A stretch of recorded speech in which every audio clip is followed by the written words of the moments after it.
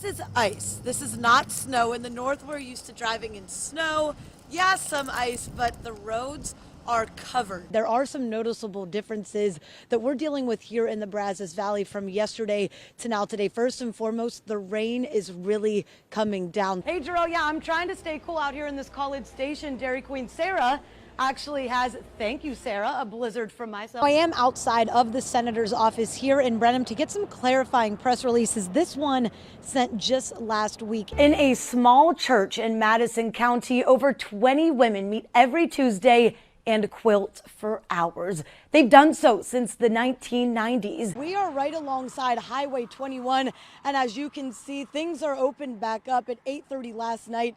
The Madison County Sheriff's Office closed it all down. County commissioners originally removed the Student Center from the early voting locations list. I can tell you this team right behind me, Midway ISD, drove over 5 hours to get here. They're setting up, they have the pit on the trailer, they're setting up all their seasonings, they're prepping. Administering CPR can increase the chance of survival by 2 or even 3 times. I'm live outside of the Brazos County Courthouse where on any given day, couples will walk outside of those doors with their marriage license. Just knowing the type of guy that DeMar is and what he means to his family, I am personally just so happy that he's making positive progress on this long health journey. When you think about barbecue, it is pretty rare to see women pit masters. However, some local ones I talk to say it's becoming more and more common.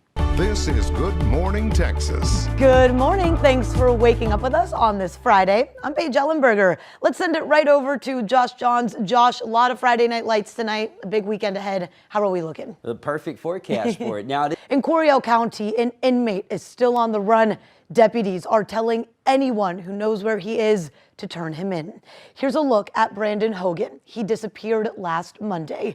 He got away from a county work release program off of Highway 53. The sheriff now urging landowners near Leon Junction, Oglesby, and the Flat area to check surveillance and game camera footage. The 37-year-old was working at a local cemetery as part of a work crew before apparently jumping a fence and escaping. Hogan was booked back in early August on family assault charges, as well as burglary for stealing a firearm. Now, the sheriff there says they did receive a couple of reports of sightings. Again, if you know something, you are urged to call the sheriff's office at the number on your screen. Well, we now know the identity of a murder victim in Harker Heights. Officers arresting Roger Lee Sanders on Thursday morning. They say he shot 35-year-old Alan Lee Jones on Indian Trail Road on Wednesday night. He did die at the scene. Investigators say the pair were in a fight. Bond is currently at $1 million. Meanwhile, Killeen police are investigating the city's 15th murder of the year. 55-year-old Joe Sidney Williams Jr. was shot back in June. He died 40 days later at a hospital in Temple. Police say they received his final autopsy today, which determined that he was murdered. And this morning, the Temple Police Department is asking for the public's help in their investigation of an armed robbery. It all happened early Thursday morning on the 4100th block of South 31st Street, where 2 suspects reportedly waved a handgun, took cash, and fled the scene. No injuries were reported and no suspects were taken into custody following that robbery. Again, anyone with information should contact the Temple Police Department at 254-298-5500 or the Bell County Crime Stoppers at 254-526-8477. Vanessa Guillen is being honored throughout the state of Texas with a memorial highway and a holiday. The Texas Senate has passed a bill that states Highway 3 in Harris County will be named after the U.S. Army specialist whose murder sparked a movement of change in the United States military. The highway will serve as a reminder to the community of Guillen's life, service, and lasting impact. Its dedication is tomorrow in Houston. Texas legislature has also unanimously approved a bill to mark September 30th, which is Guillen's birthday, as Vanessa Guillen Day. The Waco Pride Network's annual Out on the Brazos Festival is back and better than ever this year. 25 News reporter Nakia Simon joins us live in studio with more. Good morning, Nakia. Good morning, Paige. Sounds good. Thank you, Nakia. Held annually in over 600 communities nationwide, the Alzheimer's Walk Association Walk to End Alzheimer's is the world's largest fundraiser for care, support, and research. Tomorrow morning, hundreds of people are set to gather at Liberty Park over in Bell County to not only raise awareness, but provide resources that are available for those living or caring for a loved one with Alzheimer's, but to show Central Texans who are dealing with this disease that they too are not alone. The 2022 Walk to End Alzheimer's Bell County is happening tomorrow at 9 a.m. again at Liberty Park in Belton. You can visit its website, alz.org, for more information. A groundbreaking ceremony is happening today to celebrate the start of construction of the new Waco High School building. You can see the concept there on your screen. Price tag is a maximum of almost $141 million. The school board approved the project back in September at 350,000 square feet. The new campus can accommodate over 2,000 students. So to come from us this morning, human smuggling continues on the Texas-Mexico border. In about 7 minutes, the feds now leading an investigation into a suspected human smuggling event in South Texas. But first, America's response to a drug that's been at the center of a clash between culture and policing for more than half a century. The White House now taking its first major steps toward decriminalizing marijuana. It's crazy that it's almost becoming the norm, but it's not normal.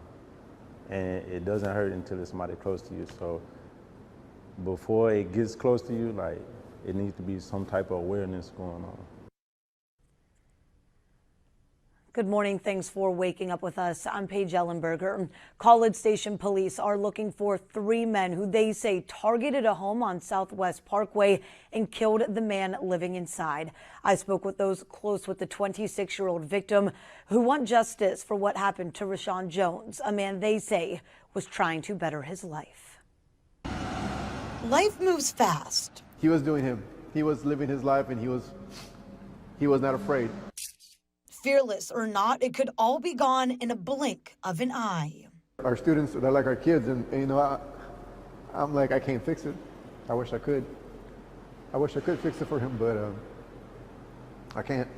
I can't anymore. Rashawn Jones, a 26-year-old aspiring barber. He came as a young man, just trying to find himself. Had his life cut short. Rashawn was slated to graduate from this Barber Institute this week, but instead, he was killed here inside of his home at the Parkway Circle apartment complex just last Tuesday. He got this contagious smile. You're gonna smile while you're around him. You're gonna laugh. Dylan Lute, Rashawn's own barber, traded in his clippers the past few days for paintbrushes. A while back, I said I wasn't gonna do any more portraits of anyone that was close to me, family or friends. Dylan paints those who die. It was heavy.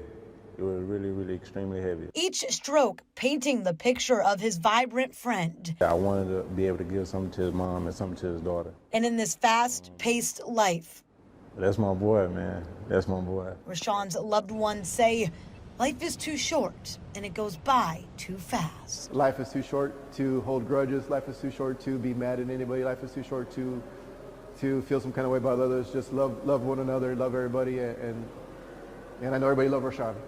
Good morning. Yeah, I mean, how many times have you gone to a restaurant and had to wait maybe a little bit longer for your food to come out of the kitchen? I know I've been there, and unfortunately, most people across the country have been there too. Like you guys mentioned, it's all because of a lack of cooks in the kitchen, but that's why one local district here in the Brazos Valley is working to fill those vacancies, one high school student at a time. Let's cross the street to Bryan High. It's more than just books and pencils here. At school, motivation is food. Welcome to Viking Bistro. Ground pork and ground turkey. That'll be your choice. On the menu today, egg rolls. They get to try things they've never had before. They get to make different dishes. I'll go get the vegetables if you guys start getting like this kind of stuff. Okay, well, Scott Toll listens as his classmate runs the pass, a skill first taught by his mom. She's just been around food her whole life, and that's kind of rubbed off on me a little bit, and I'm currently working under her. Washing your hands of the service industry is a trend seen everywhere since COVID-19. The industry has taken a kind of a beating, and loss of a lot of employees. According to the Bureau of Labor, the number for cooks is outpacing the number of students interested. We see it here at home. It's almost like having somebody who's never done it before, but you're also having to pay them for experience that they don't necessarily have. So it's a little frustrating.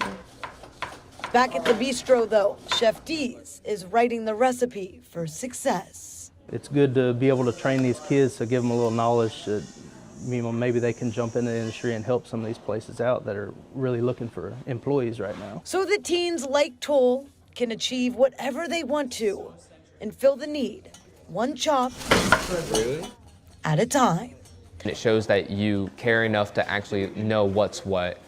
And restaurants and food service places, just they like that. They like that a lot and they appreciate it, and they are looking for anyone like that to help them. I went to the small town of Brenham just to kind of get the lay of the land and also to stop by the senator's office just for any official statements. Here's what I found out. I've been working with my daddy that long. Melissa Solheimer knows Brenham. Some days. Taking part in the family business.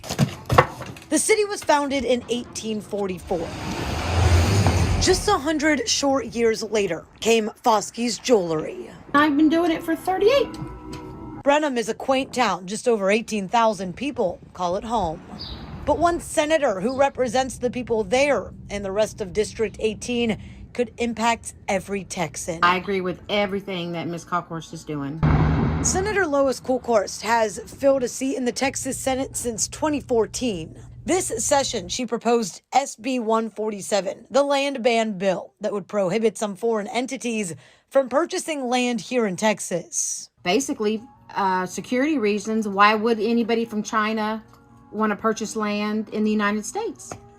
We need to keep our own land. Those on the other side, though, met in Houston to share their thoughts. Once you go down that road, you'll never return. That's right. You'll have a billboard where people will say, don't even let them bank at your bank.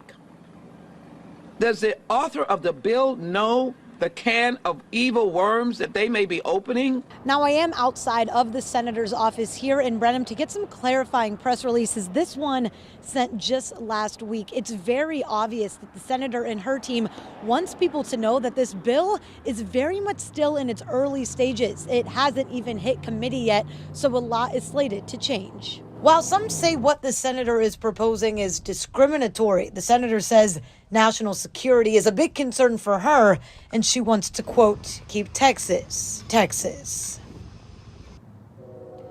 Now, other Texas representatives have openly opposed this bill, like Gene Wu, who says that if this bill were in place when his family came over to the United States, he wouldn't be where he is today.